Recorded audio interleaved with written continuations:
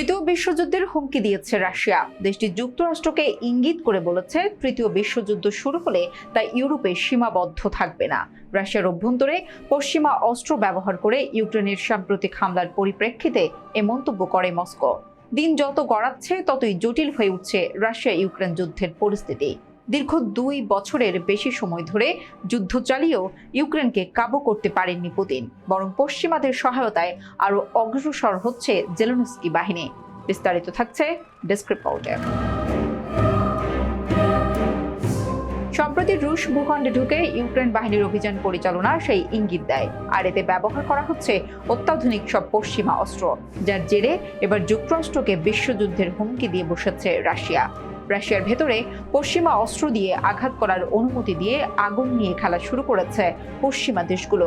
এ সময় তৃতীয় বিশ্বযুদ্ধ শুরু হলে তা ইউরোপে সীমাবদ্ধ থাকবে না বলে স্পষ্ট হুঁশিয়ারি দেয় পরমাণু শক্তিধর মস্কো।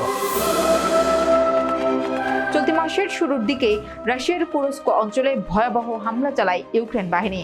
দ্বিতীয় বিশ্বযুদ্ধের পর এটি রুশ ভূখণ্ডে বড় ধরনের কোনো বিদেশি হামলার ঘটনা।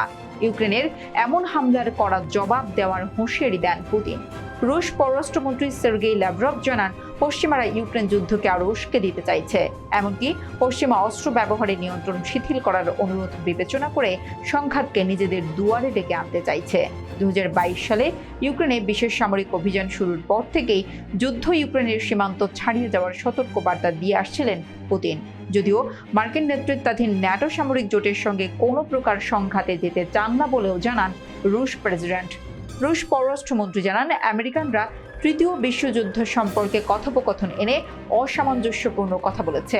খোদা না করুক যদি এমনটা ঘটে, তবে তা এককভাবে ইউরোপকে বেশি ক্ষতির মুখে ফেলবে।